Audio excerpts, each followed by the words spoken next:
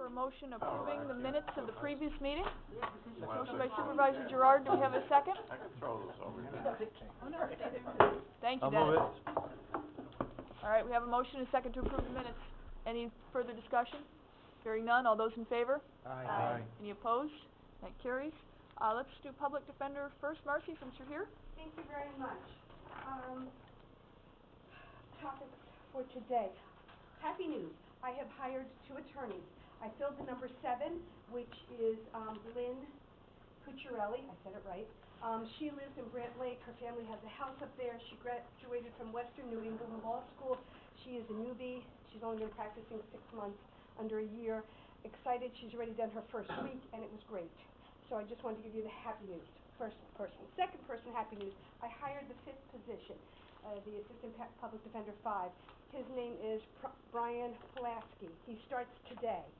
He's already come in last week to help with the transition because Brian Racino left, which is why I have the request to fill a position because Brian Racino was number 3.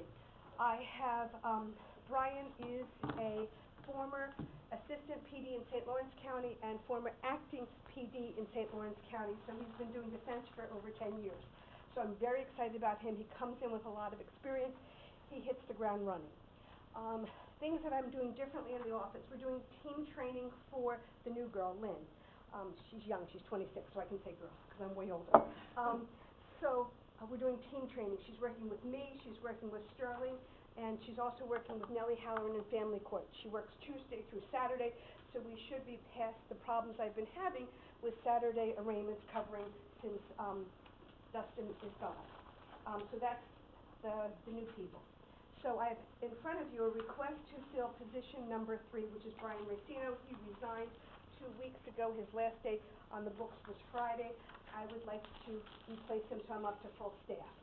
The other piece that goes along with that is, as of this moment, the resumes that I've been getting have been for people not as experienced. I'm going to post for Mr. Racino's position, but I was thinking, and it's only thinking, but I feel it's important to communicate with you how I feel, is that I may want to move Mr.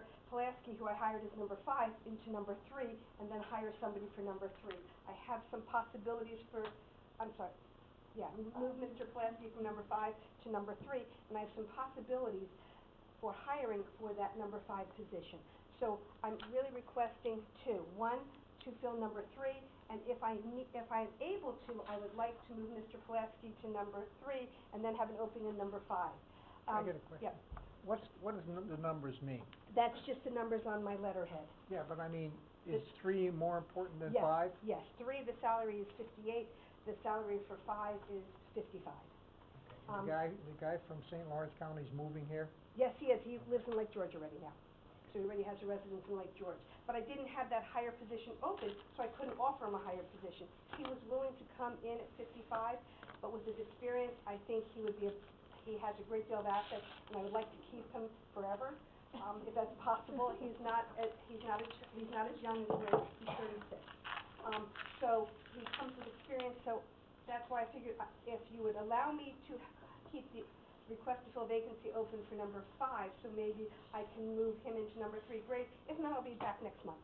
If I don't find someone. All right, we have a motion by Supervisor Gerard. Do we have a second? Supervisor Montesi. Any discussion on that? Hearing none, all those in favor? Aye. Any opposed? That carries. You know why I ask all the questions? It's good to ask questions. To give you a break to take a breath. No, I have county court scheduled at this time also, so it's all good. So the next thing on the list was, so we talked about those guys, is the budget agenda to add funds to the number 7 APD. 7 is the new lady, Lynn, that I hired. 6 and 7, 6 is the grant position, so she's fully funded by a grant. 7 is the brand new position. We got the salary at 45. That's what I told you. That's what I was going to do. December 1st, there's changes in the law that requires if they're making under 47.5, 46 and some change, high change, that they have to be paid overtime. I would like to avoid that issue. When we did the budget committee meeting with Ms. Wood, Mr. Thomas, Mr. Lynch, Joanne McKinstry, I asked, what else do I need to do to make that go into effect? I was told nothing. So then when Ms. Cucciarelli, the new lady, started, I contacted Treasurer's Office and I was told, go to your committee. So I have no funds to give her the overtime money from December 1st to December 31st. And so I assumed when I was told I didn't have to do anything, I didn't. I was told wrong. So I am requesting funds for the last month of December just for her. In terms of number 6, I've contacted Oils, and they said I moved some money around in my grant because she is a single person, no children, so her package in terms of the, whatever, benefits, I have extra funds in there. So I'm going to get her extra funds out of there. So Oil said I could use it. So one, I'm asking you for permission if I could take the extra Oil funds from her grant and use it to pay her the additional salary for this month and then into next year, obviously. So that's the first issue. And the second issue is I don't have funds to pay this, the new lady, number 7, extra funds for the month of December. In January, her contract and her, based on, I'm assuming the budget's going to go through, God willing, that she will be 47.5 because that's what Mr. Thomas had told me would be taken care of. So I'm just looking for 1 month. If you can grant me the funds, great. If you can't, I will try not to have her do any overtime. I don't know what else to tell you. How much? Mr. Lynch got back to me, and the figure is, can't read numbers, salary is $208, FICA 13, Medicare 3, retirement is 19, and I didn't have a chance to add that up. I apologize. We can refer it to finance, and finance can determine the source of funding. So if that works, great, and if it doesn't, I whatever. saw a couple hands. Were we making motions, or do we have questions? I just had a quick question. Yeah. Miguel? Do you happen to know how many hours of overtime, that person would work? I can't answer that question because I'm going to try to keep her not to do overtime, but it's hard to judge. On a Saturday arraignment, they have to work 7 hours. However, we're responsible from 8 in the morning till 8 p.m. So I tell them to do 3 hours in the morning, 4 hours at the end of the day, but stuff could happen in the middle of the day, and I don't know. So I wish I could tell you the honest answer, and the honest answer is I don't know. I can't guess. I don't know. Make a motion. All right, hold on. Supervisor Dickinson's making a motion. Do we have a second? Claudia, and then did you have a question, Claudia? Okay. I was just gonna say, I think it's way more prudent to bump the salary than to try to estimate and come with the risk of whoever knows how many overtime hours she'll work. Okay. Any other discussion? Hearing none, all those in favor? Aye. Any opposed? Okay. And old business, which is the request for a resolution or letter to the governor to sign the Defense Mandate Relief Act. We had talked about this, I'd given you materials, and we never got to talk about it again. It is, so we haven't done any letter. We did a letter on the courtroom, the backup courtroom, we did a letter on that. That's the only one we did. So this is to have the state take over paying for indigent defense. They're supposed to pay 25% for the April budget, and 2017 goes up 10% each year, eventually to take it over fully on 2023. I think this is a huge win for the county to get it at least 25% off our back for next year, in my opinion, and that's for whatever that's worth. So I would encourage you to sign it or do a letter. I have attached the actual, the Assembly bill and the Senate bill, and we're waiting the governor has not signed it, to my knowledge, as of this moment. Okay, does somebody want to make a motion to send a letter, or do we want to refer it to legislative? There's a couple avenues we could go there. What's the will of the committee? Claudia? I'm gonna move that we support the bill. Okay. A second, I'm assuming Matt, you're Mark. a second? Yes. Any other discussion? Supervisor Seaver? Just that I believe at NISAC they provided us with sample letters that could be sent, so Okay. perhaps we could just reach out to them to not reinvent the wheel. That sounds excellent. Any other discussion? Hearing none, all those in favor? Aye. Any opposed? That carries. That's it. Thank you, I have Marcy. stood for it now. Thank you very much. Sorry. Right, we'll move on to emergency services. Saying that person shouldn't get what they're trying to earn. What I'm asking is, because I think it's important for our residents to know what kind of hours their employees will put in. That's where I'm asking, not because I'm trying to make someone asking when I have $2,500 out of a year. God knows they're, lawyer, that they're already getting paid. So I just want to clarify that. There will be a Twice. One more. You got nailed a couple times there. They're coming your way, but. And while Brian is handing those out, we have a couple of things that just came over from the sheriff's office. The sheriff's not on the agenda today. These came up late. Essentially, he would like to accept the revenue from the Great Escape, the work that they did there, providing security through the summer, in the amount of $48,698.65. So he'd like to do that, and then he has some minor transfers. These will all have to go over to finance as well, but we get a motion at least to send them to finance. Supervisor Gerard, seconded by Supervisor Dickinson. Any discussion? Hearing none, all those in favor? Aye. Any opposed? All right, we'll turn it over to Brian now. Thank you. Thank you, Supervisor Wood. Very basic today. The only thing I have on the agenda is to continue our discussion on EMS in Warren County. We did have our meeting with the EMS Advisory Board, the squad captains and the supervisors that attended. At this point in time, I'm at a point where I need some opinion from those that were at the meeting. We have several alternatives here. We can try to scope it out ourselves. I think we have a good idea for what the problem is. However, those of you that were at the meeting, I think realize that we don't share necessarily that opinion with the squad captains. So, I think those of you that were there got a good look at what we're up against. And, yes, Dennis? Brian, I was there, for most of it. You certainly have a diversified opinion of what's going on there. We're all right in Lake George. We're struggling. It goes up every year. It's a pretty healthy bill. I'd be interested in looking at a county program. I think some of the naysayers, truthfully, are in a little bit of denial. They want what they want and not really looking at the financing of it. So, my opinion would be we should press on and come up with some kind of plan. See if we can get it through. At this point, talking to my EMS coordinators, they have 2 more conference calls scheduled today with other counties, and they're doing a lot of research, what's being done elsewhere. Those of you that were there heard from Lee Burns from the Department of Health. She basically has said the same thing to us. It's going to happen. It's just a matter of the timing. Other counties have already moved ahead to try to come up with a solution. It's easy for us and some of the squad people to put their heads in the sand and say, no, we don't have a problem. Unfortunately, if you listen to the radio, that's not necessarily the case. And it's not always that they can't handle their own calls. Yes, the first call, maybe the second call, but right now we're getting so many calls, it's very, very frequent that the local squad physically doesn't have enough equipment or manpower to do it, even if they had all their squads manned, all their ambulances manned. So I think we need to think about how we want to handle that and where we want to go from there.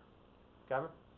I'm sorry. Yeah, I think the question here from the committee should be, do you want to expend funds to get the information, or do you want to allow your coordinators to start working on gathering the information? I think some of the squad captains, because they felt that the coordinators had overstepped their boundaries, are a little opposed to that, but I think you have a lot of talent in those coordinators that they could find the information themselves, given that they will get cooperation from the squad captains. But I think the question in front of committee is, do you want to expend up to $50,000-$60,000 on a study, or do you want to try to do it in-house and see if our coordinators would undertake the study? Supervisor Bramer?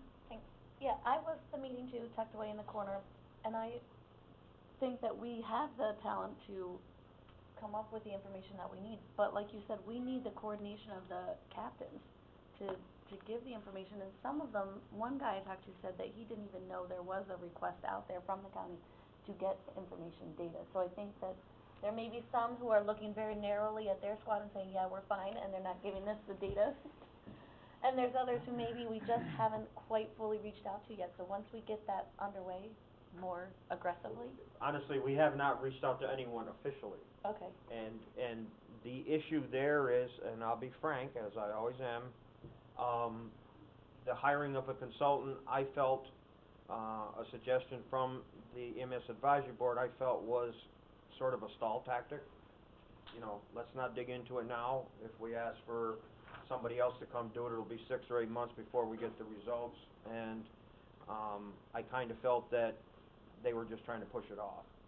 And again, I'm very appreciative of the people that did come to the meeting. It was, I think, an eye-opener, hopefully, to you. And it was good to hear from Lee Burns. She obviously deals with this across the state. We are not the first ones. And I have no problem moving ahead and trying to gain the information. I think initially we're going to continue on searching out other plans. What's being done, how much does it cost? We're also looking at the cost of if the county did want to get into this, how much would it really cost? How much would it cost for a piece of equipment?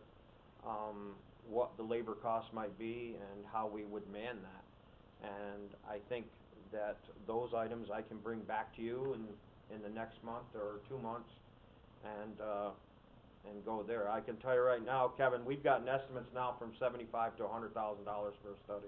I mean, excuse me, can I chime in? I just don't think we need to wait any longer. I do believe it's, you know, I think if the committee feels that the people on staff can start to undertake the study, you should. And if they run in, I mean, there's been studies done in other counties. You can grab their books and start to read them. But I do believe my conversations with the coordinators, they feel that they can get a lot of the information themselves. I think we should start. And, you know, we also need cooperation from the radio room, finding when you turn over mutual aid calls and stuff like that. So my feeling is, if you delay it and get costs, you're delaying it. If you want to move ahead, start it. If they run into problems getting the information, they can come back to committee, and then the committee can decide. But I think it's enough of a problem going forward that you need to get moving on it. Dennis, then Ron? I have all the confidence in Brian and the county people. I would really like to press on them in-house, get this thing moving. That would be my motion. Ron, are you, sorry? I would, second that motion with, Okay. for Brian's, but Brian, what is it with the captains? What do they feel that they would lose control of their, Ron, did you go to the meeting? No, I didn't, that's why I'm asking. Well, A lot of it's territorial, Ron. Okay. You know, this is mine, you know, they don't want to give up what they do, and they do a great job. I would never say anything bad about them. There's a little bit of financial part of it, but the bottom line is they do a great job with the resources that they have. And when they're overpowered, when they don't have enough resources, that's when we find ourselves in a problem. And all the counties around us are the same or worse. We cannot rely on, we can't rely on mutual aid because all the counties around us are in exactly the same boat or worse. Essex County's even worse, and they're struggling to see what they can do. You know, their ambulances, again, like I say, we have the hospital. So all the ambulances that are coming from Hamilton, from up in Indian Lake, from Essex County, coming over from Washington County, you know, why is one of our ambulances meeting an ambulance from Granville or Whitehall? Well, you know, when we send them to meet those guys somewhere in Washington County and come to the hospital, no, we don't have our people. And again, like I say, there just isn't enough. So if we have some kind of a relief position or some way we could fill that hole, I think that's what we're looking for. They don't, yes, Ron, they feel threatened. I think that's the big thing at this point. They, perhaps they don't want to admit that they can't handle it. And again, not their fault. They're doing the best they can with the resources that they have. Now, Queensbury and Glens Falls would not be part of the county? Yes, they would. Oh, they would, okay. Again, it's not a matter of being part of it. It's a matter of if someone needs help, it doesn't matter who it is. Right. If this system we're looking at, if we can fill that hole when they have multiple calls, or when they have a day when they weren't able to hire people to cover their own area, or whatever it is, it's not a, you know, you have to be in it or not be in it. Talking to Chief Schrammel, he'll tell you right up front that there's no, you know, they have 2 ambulances. There's times when they have more than 2 calls, and they call mutual aid from Bay Ridge or West Glens Falls or whatever, and that works great.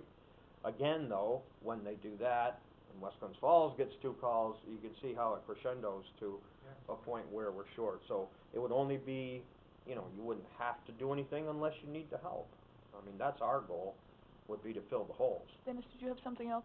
Yes, we have, our emergency squad has 2 ambulances. One of them's near the end of the expected life and ready. The other one is newer, but we've had nothing but trouble with it. We can barely keep one of those 2 going on any given day. Now, we have, one of them we have now is actually a rental because one of our regular units is being retrofitted. But I think that's the situation around, I don't care how many you have. If you get in a certain situation, you need assistance. And I think it would be good to have an overall county plan. I agree. I mean, we had just real quick, we had a fire 2 weeks ago over in Luzerne, and one of the firefighters got injured. The Luzerne ambulance, and I agree with them, talked to the chief and said, look, you got guys up on a metal roof, you got all kinds of stuff on it. We really don't feel safe leaving here until there's another ambulance to take our place. Sounds like a good plan. So they request a second ambulance. Of course, Lake George would be the closest one. We were closer to that end of their district. They only had the 1 rig, and they felt that they shouldn't leave their town. That's okay. That's their prerogative, and to them, I give them credit for that. Okay, so they weren't available. The guys from Corinth, in theory, who would be the next ones to call, Jessup's Landing, they were already on a call. Okay, so now we send West Glens Falls. A little more time. Takes time. We're talking 25 minutes for them to get to the scene. So now we have someone that's injured, not critically, we wouldn't have done that, but that person sat there at the scene for an additional 25 minutes before they left because we had to go so far away to get another ambulance. So, again, when there's things like that and something happens, a fire call, all the fire calls, any major fire, we try to have an ambulance there. Perhaps this fill-up ambulance, this backup ambulance, could handle those kinds of things while the other guys do their own job and cover their own district, so. Supervisor Seaver, did you have a question? I did, thank you. Carolyn Wood. I have a couple specific questions, Brian.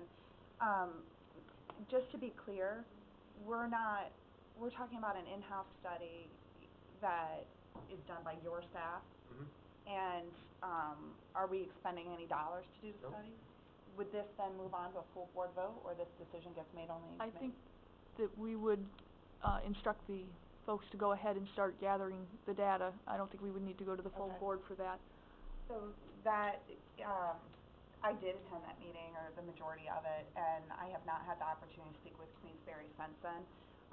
Up until that point, I did have a lot of feedback and a lot of phone calls regarding this issue, from the perspective of Queensberry. So I guess my only concern would be that if you're gonna start an in-house study, it doesn't have to go for full board. I'm certainly, I'd just like to know that if you get to a position where we do need to go out for additional services, or we need to figure out, an outside report to complement what you've done inside, that's still gonna be an option. They can always come back, as the chairman said, and ask if we do need additional help, services, a contractor, whatnot. But it's my understanding, and Brian can correct me if I'm wrong, that essentially even if we do go out and get a contractor to come in, the same thing is gonna happen. We're gonna have to go to all the squads anyway and get all of the information anyway. Yeah, it's So a matter of what this they're may- willing to give up for information, and as Kevin says, there's a lot of information from the radio room, but there's a lot of information that is not tracked in the radio room. It's not like we're big enough where we don't know who all the players are. We know who they all are. And I'll say this bluntly, this is where we need the town supervisors to tell your squad captain to cooperate.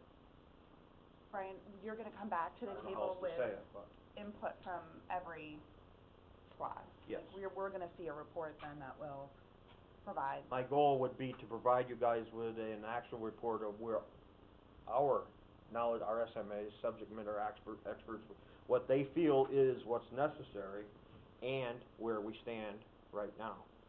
And then also we might be able to give you some rough numbers on what it might cost for us to do a fly car, to do a fly car and an ambulance, to do just an ambulance, whatever those options might be, and go from there. Supervisor McDevitt, did you have a question? Yeah, I just gotta pose a question. What's the downside here, other than, someone's ego and a little bit of money? I mean, There is no downside. Yeah, I don't see one. All right, we have a motion, okay, I've got a couple more hands. Supervisor Conover? Thank you. And it would be nice if, even initially, we, dealt with the issue of, advanced, response to communities that don't have advanced response. And if initially we only dealt with that and resolved that issue, I think it would be a huge step in the right direction, because we know what communities only have basic response, right?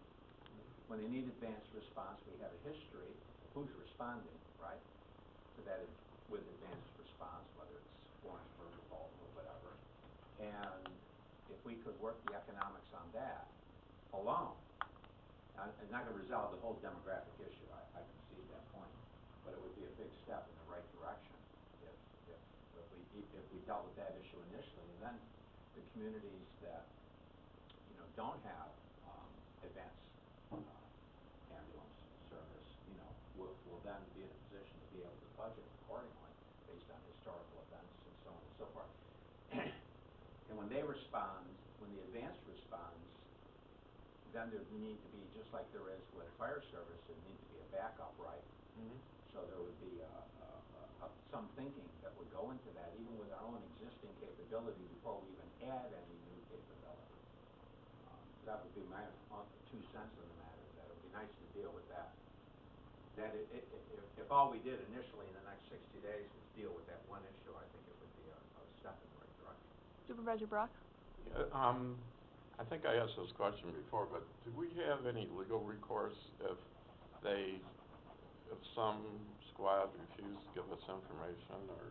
I think that's a peril that we're all facing. They are private organizations, so they could refuse to cooperate if they want to. I would certainly hope that they wouldn't, and I think many of them will be helpful and assistive, but as far as I know, if they would like to refuse to turn over the information, they certainly could.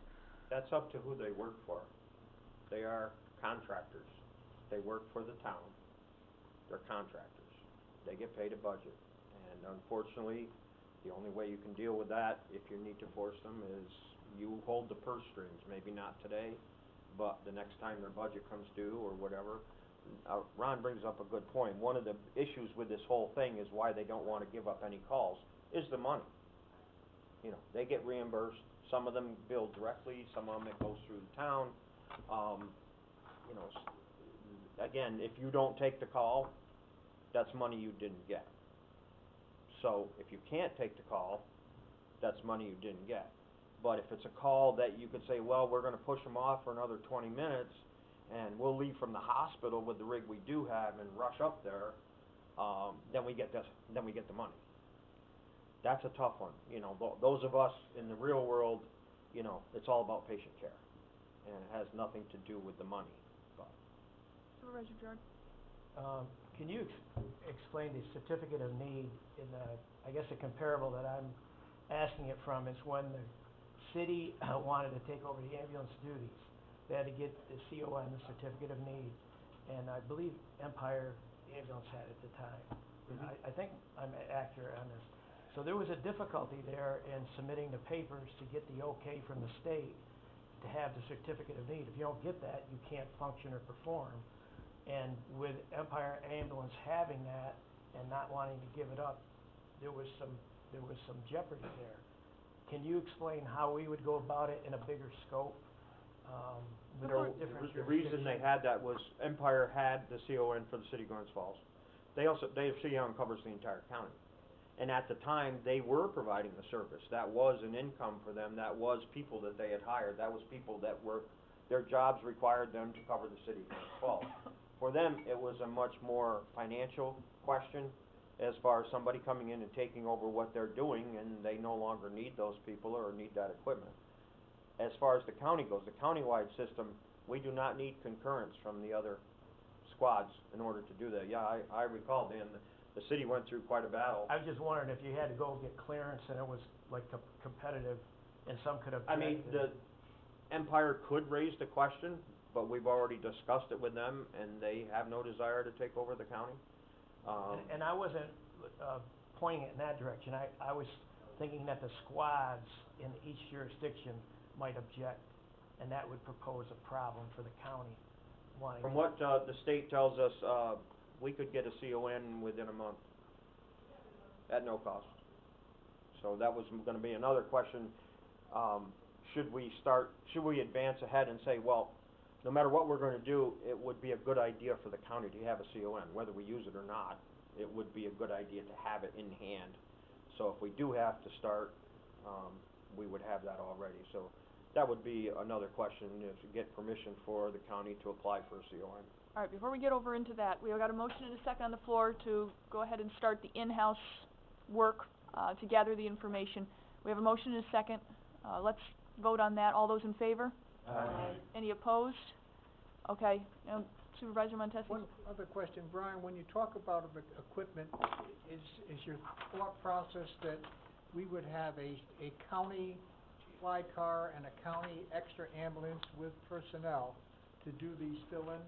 Is that kind of a concept? Our original thought was, and this came from the suggestion from Mayor Diamond, that there are some people that might be available, i.e. the city firefighters, you know, they work Right. every fourth day. Would they be available, those that are trained, that are interested? There's already some doing it now, they're already working on the side doing that now. Okay. And, it would be the kind of thing where you would have to let, you know, we wouldn't necessarily man that ambulance unless somebody calls us and says, hey, we have an ambulance out, it's gotta go to the factory to be fixed, can you cover for us for a week? Okay, that's great. We would need advance notice, we wouldn't necessarily have somebody sitting here. Same thing with the fly car. Right. If we have plenty of personnel in the county on any given day, we don't need to man the fly car. There's no reason to. The problem is when somebody says, well, you know, we've done our budget, and the next 3 days, everybody's in hunting camp, we don't have enough people to man our ambulance, that's when we would say, all right, well, we'll fill in for you. So, it's not a forced thing, it's not, unfortunately, the squads thought we were taking over, and that absolutely was not the case. The case was to try to fill in a hole.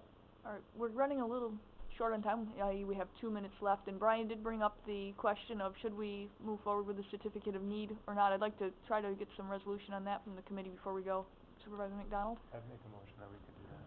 Supervisor Seaver, was that a second, or did you? No, it was a question. All right, Supervisor Montesi, are you seconding the motion to move for a certificate of need?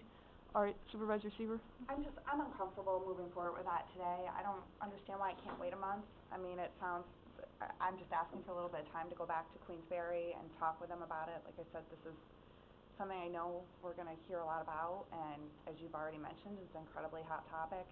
I don't see the need to have to rush today to apply for the CON. It wasn't, I understand a general discussion, but I'm just asking for a month to be able to talk with our constituents about that. Anybody else in the committee? Supervisor McDevitt? I'm trying to understand what the reservations would be specifically on the squads in Queensbury. What are their objections?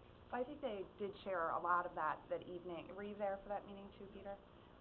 And, you know, I certainly don't want to speak on their behalf, but I know from just some general discussions I've had with them as well is you have your town taxpayers paying a tax for these services. You're now also going to include it in the county.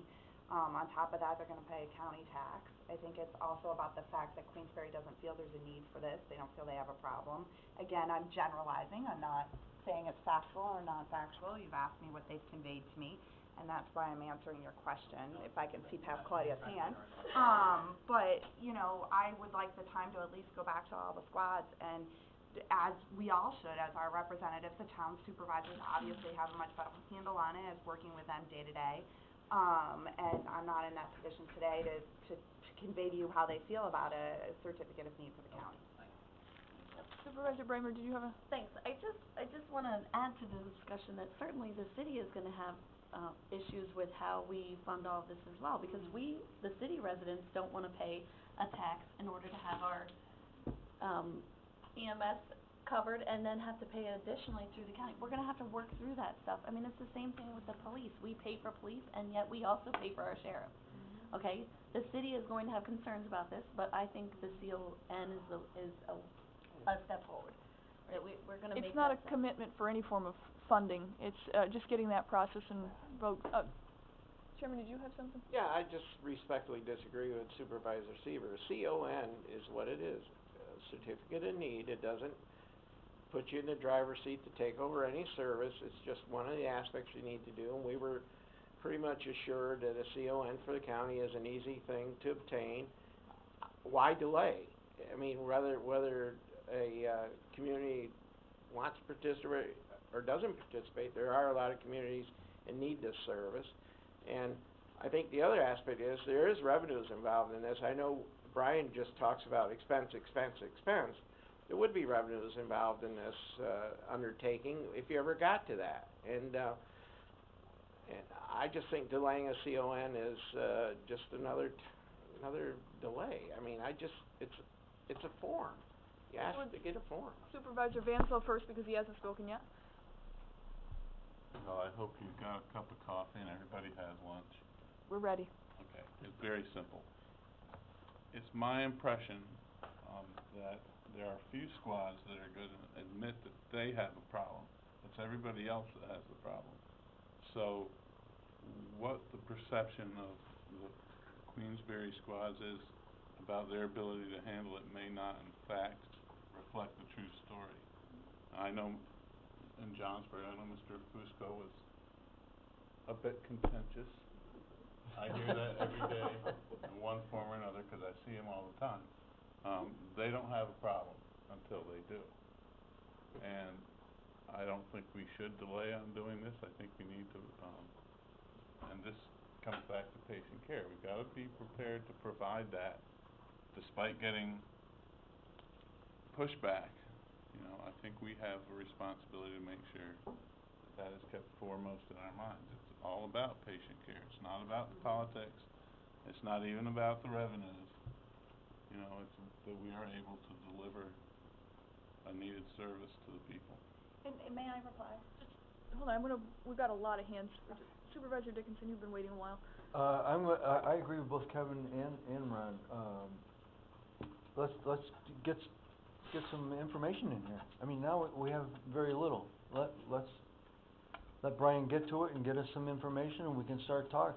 We're starting at the wrong end of the dog here. We're out on the end of the tail instead of starting in the beginning. Let's work down towards what's actually going to happen, and let's get started now. Supervisor Brock? Yeah, when Supervisor Seaver says she wants to talk to her squads, I just don't like the perception that we're I don't really want to delay, but I kind of like to give her time to talk to people and get our ducks, because it's going to take cooperation from everybody, and if she needs a little time to get things together, I would be in favor of that, but unless it's going to cause harm down the road towards our ultimate goal, can we wait a month, or do we have to have it done right away? You can do whatever you want to do. No, I'm saying in terms of our ultimate goal, is it going to be? Is it critical we get it this month? No. Right, so then I hate to delay, and I agree with what everybody's saying, but if Rachel needs a little bit of time, you said you do, right? But it doesn't affect anything. It doesn't have anything to do. No, I'm just saying from her, to address her. You're talking about the CON, you've already approved going forward with the With this report. study. You're talking about getting a certificate of need for Warren County. Right, but my question is just simply this. I mean, first of all, I didn't know we were gonna be asked to talk about the CON today. If that was a decision that you wanted made today, I would have appreciated knowing about it ahead of time, and I wouldn't be asking for a little more time. But secondly, if there is a cost, is there a cost for the CON? No. So once you make this decision here today, it's not like it's going to finance, it's not like it's going to the full board. It's fine. I mean, perhaps Ron Montesi has something to weigh in on Queensberry, and being, the prior deputy supervisor over there, maybe he has more input from the squads than I've heard. But, I'm not, it's just we've gone all these months without it. All of a sudden today, we have to have it today.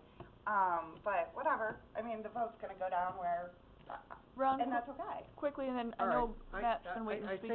I think any advice that you're gonna garner from the squads is gonna be financial, not the important thing about patient care. We have $1 million worth of billable, revenue in Queensberry. And their concern would be, no matter what we say, they're great guys, great gals, Their concern is, how will the certificate of need for the county affect our revenue? And, you know, that's the bottom line, and that's the wrong reason for us to say yes or no. Matt, did you have something? I was just gonna, comment that, you know, if, I remember correctly, I was at that meeting, with the advisory, committee, and, you know, Glens Falls, Fire Department, they don't have any issues with their operations whatsoever, but Chief Schrammel, I believe, you know, he spoke to the need to address this from the countywide standpoint. Right. And, you know, and is it gonna, are there gonna be hurdles along the way? Claudia, you nailed it. I know we've talked about that before, where, you know, when it comes to the cost, you know, where are we gonna stand on that? But in terms of the need, I think there's a consensus here that it's okay to move forward here. Okay. All right, so we're over, so why don't we call the question. All those in favor of applying for a certificate of need, say aye. Aye. Any opposed? Okay, anything else to come before the committee this morning? I have all I can do. Thank you so much, Brian. All right, motion to adjourn. All those in, thank you, seconded by Supervisor Vanzo. All those in favor? Aye. Thank you. Not a big show.